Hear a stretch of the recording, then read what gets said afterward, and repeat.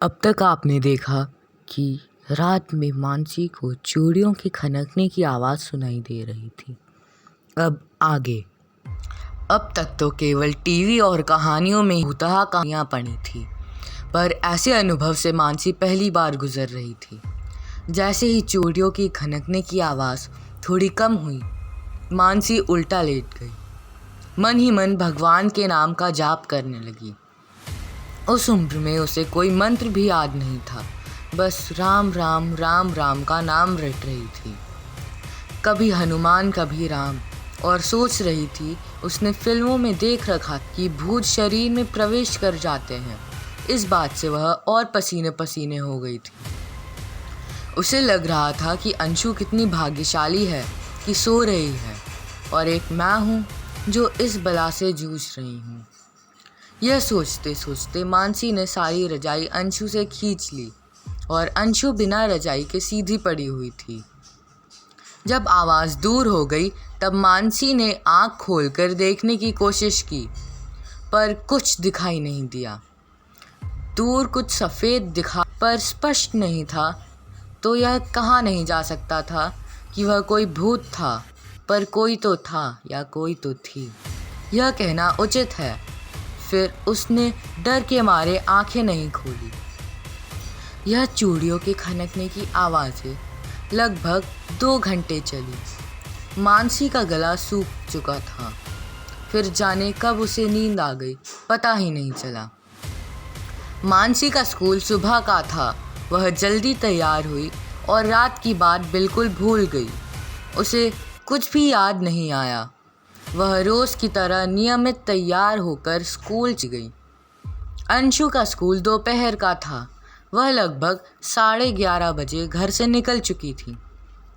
जब मानसी दिन में लगभग 2 बजे घर आई और जैसे ही उस रूम में गई, उसे रात की पूरी घटना याद आ गई।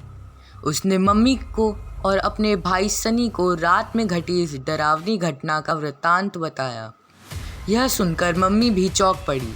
पहले तो उन्हें यकीन ही नहीं हुआ और मानसी को कहने लगी कि यह सब तुम्हारा मन का वहम है, ऐसे कुछ नहीं है। पर मानसी के बार बार कहने पर दुर्गावती को विश्वास होने लगा। दुर्गावती दुर्गा जी की भक्त थी।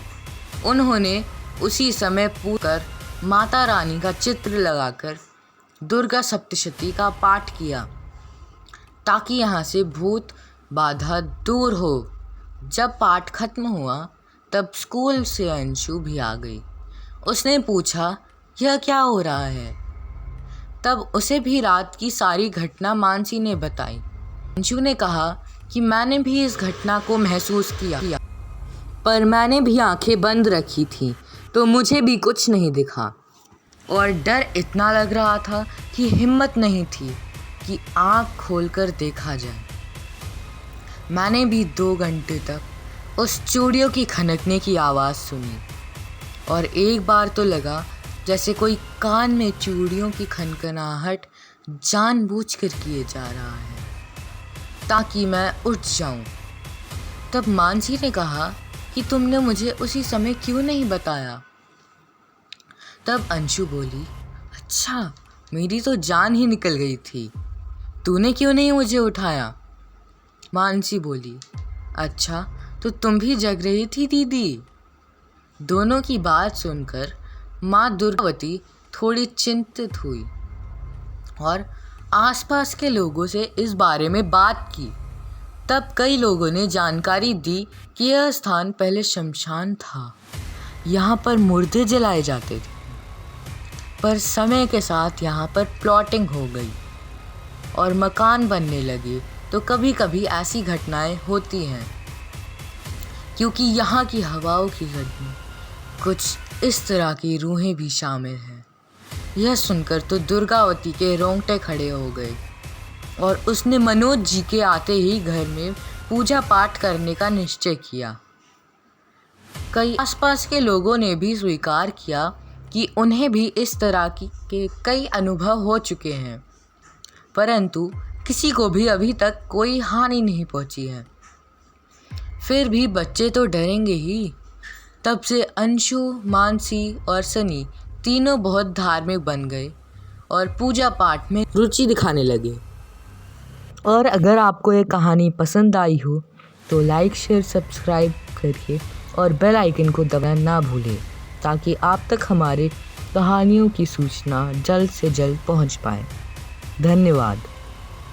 और ऐसी कहानियों को देखने के लिए हमारे चैनल दास्तान-ए-सभी को सब्सक्राइब करिए।